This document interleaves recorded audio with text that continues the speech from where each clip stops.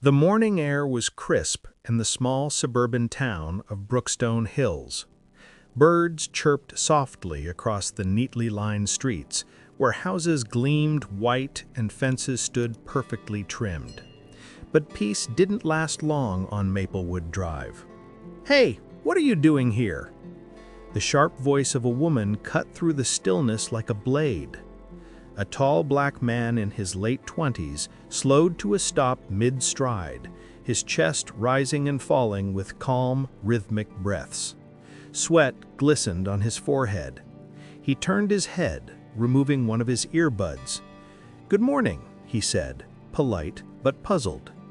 Carol Whitmore stood on her porch in a floral robe, clutching her phone, her face twisted with suspicion. "Don't good morning me. I asked what you're doing running around my neighborhood. We don't know you." He blinked, still catching his breath. "Just jogging, ma'am. It's a public street." Carol scoffed.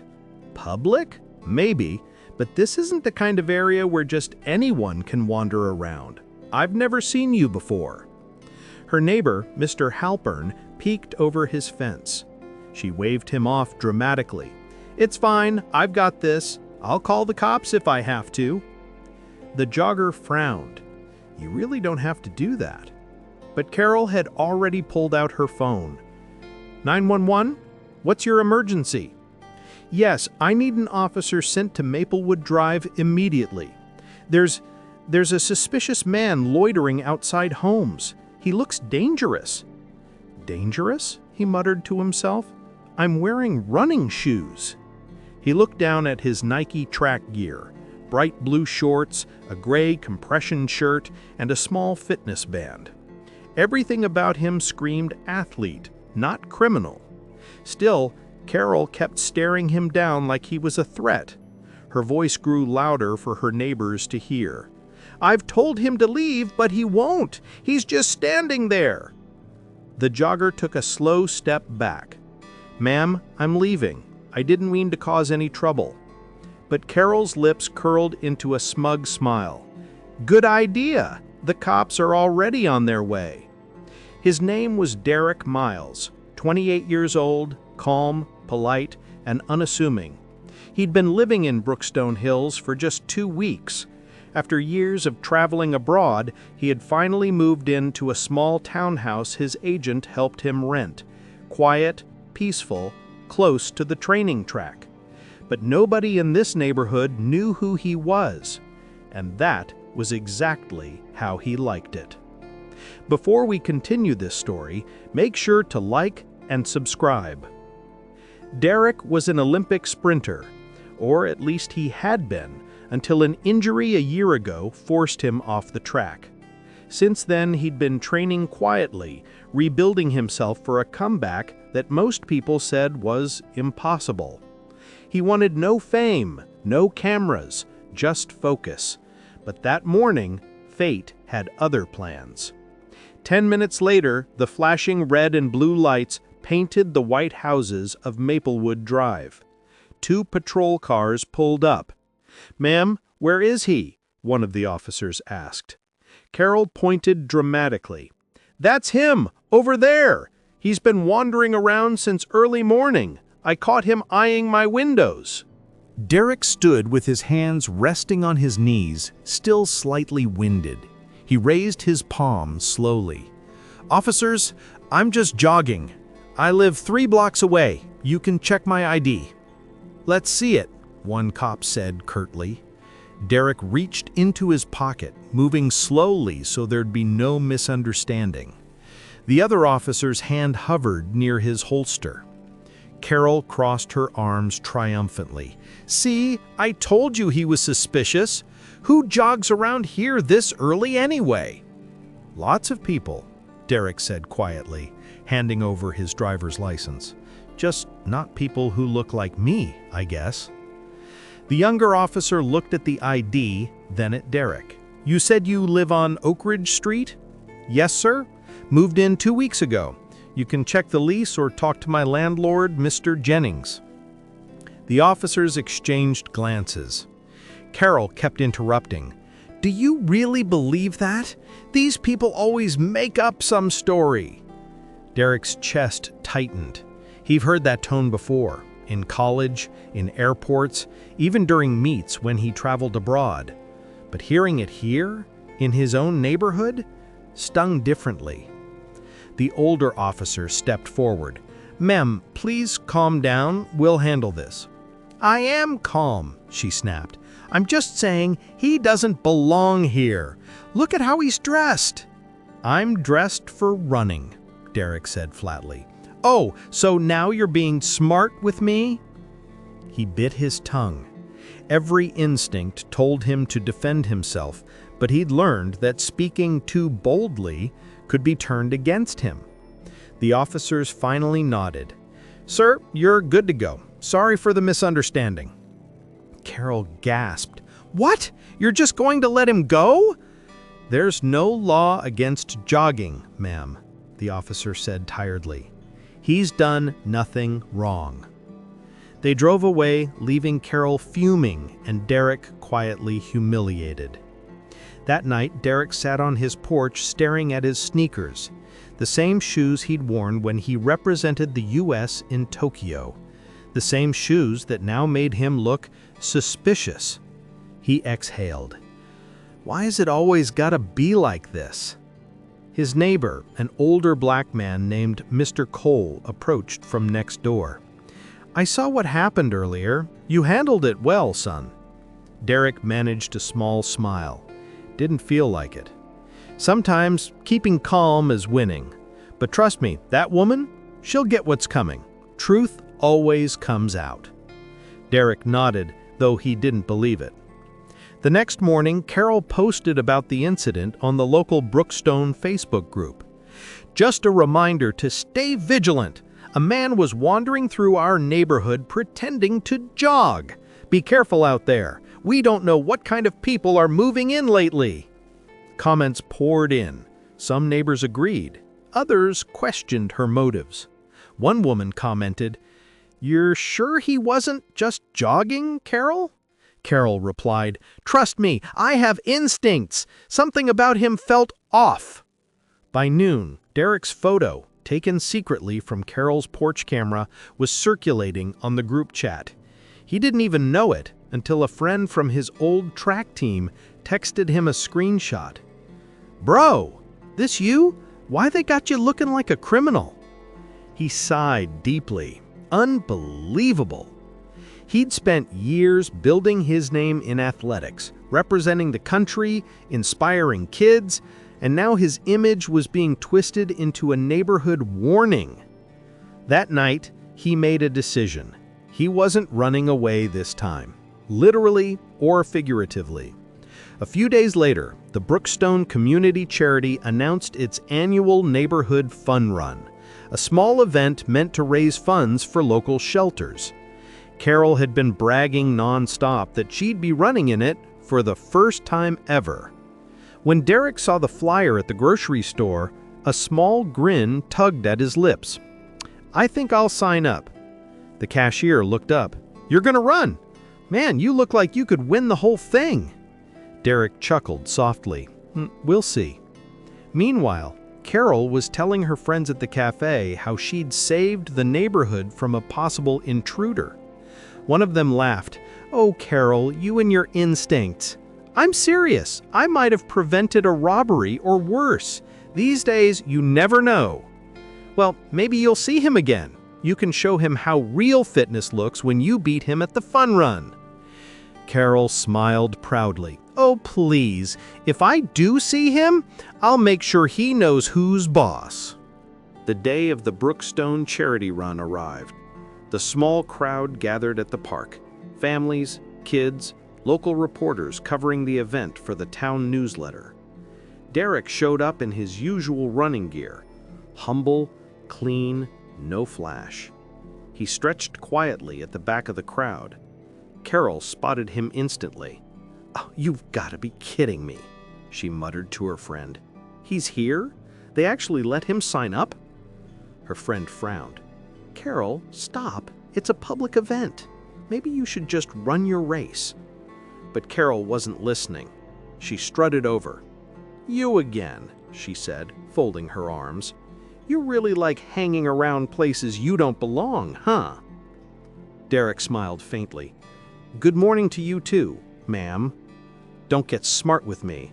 I'll be watching you." "I'm sure you will," he said calmly. The whistle blew. The runners took their positions. Derek crouched low, fingers grazing the ground, an old habit from years of professional starts. Carol noticed and laughed under her breath. "Oh, look at him pretending to be an athlete." The crowd counted down. 3, 2, 1. The gun fired.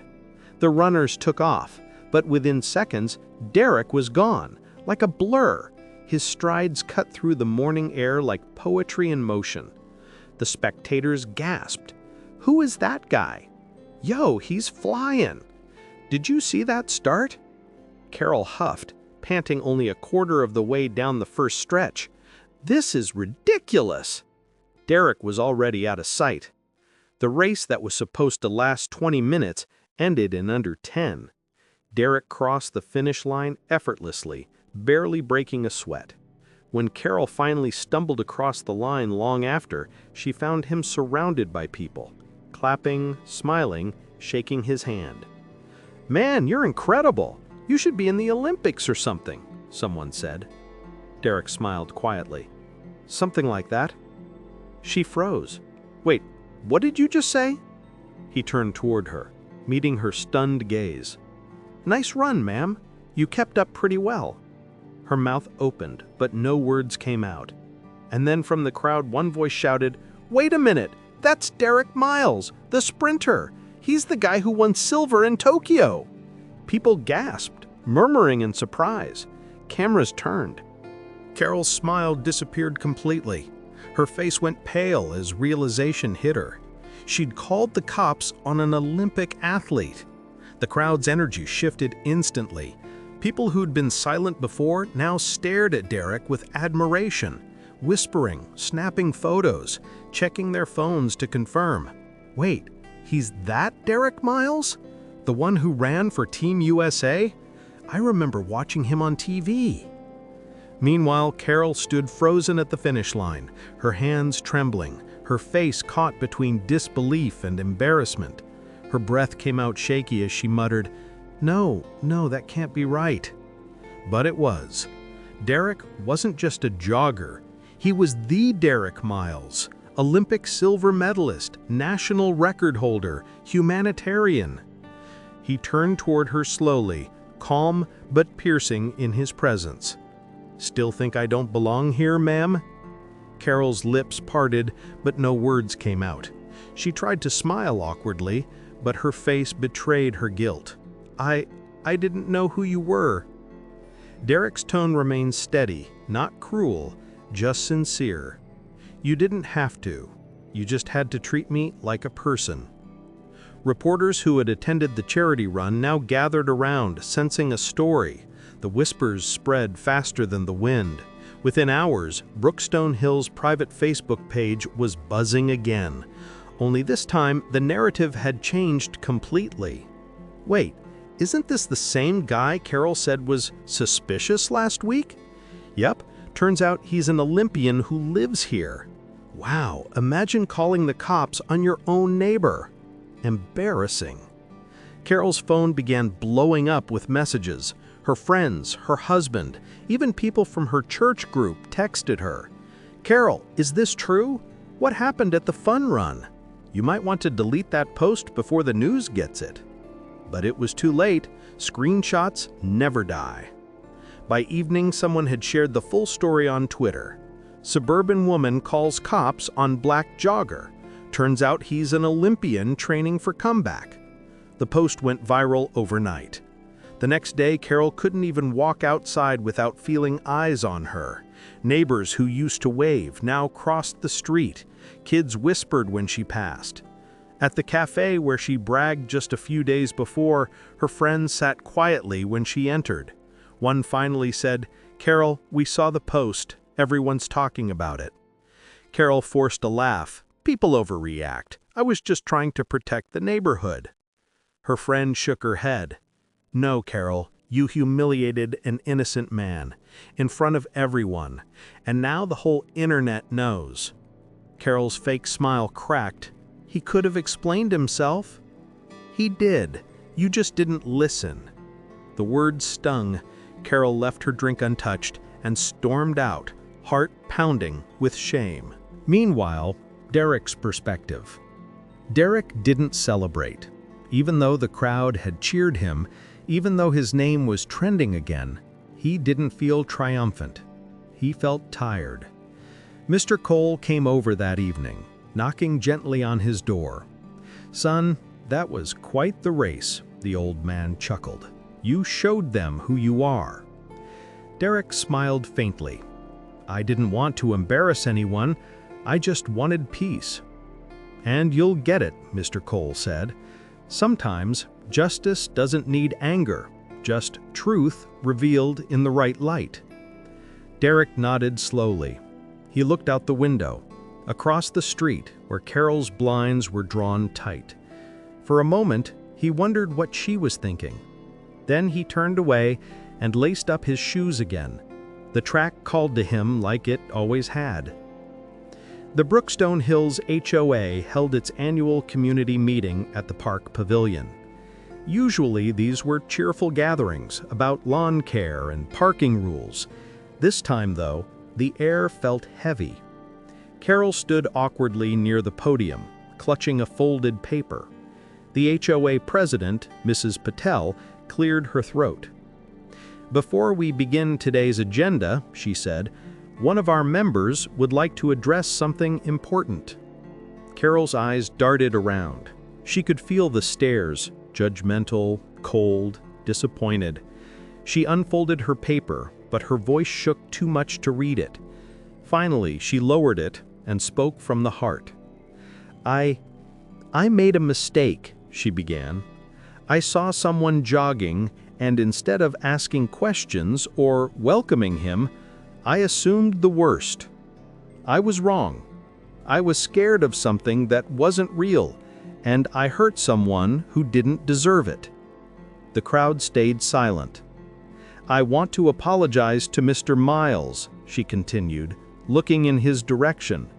"Not because of who he is or what he's accomplished, but because no one should be treated that way. I let prejudice cloud my judgment, and I'm truly sorry."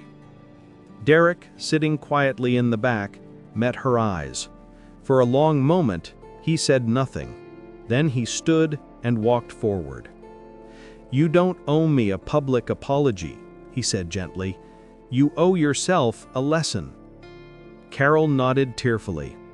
"I think I've learned it." He extended his hand. She hesitated, then took it. The crowd exhaled softly, some clapping, others nodding in relief. Later that night, Derek went for his usual jog again. The same route, the same time, the same quiet focus. This time, nobody stopped him. In fact, a few neighbors waved from their porches.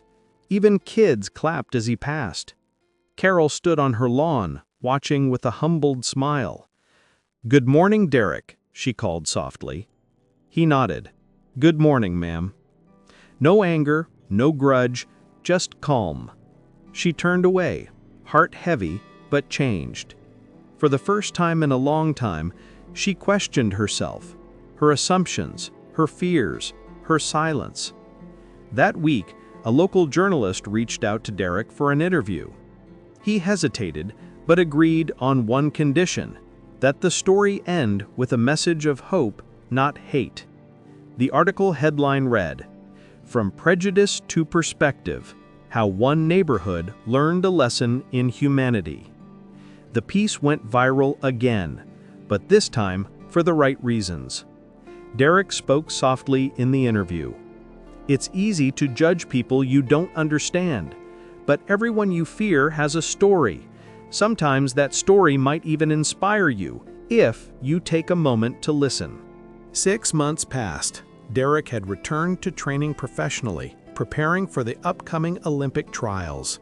News outlets followed his journey closely, but he still kept his life in Brookstone Hills quiet.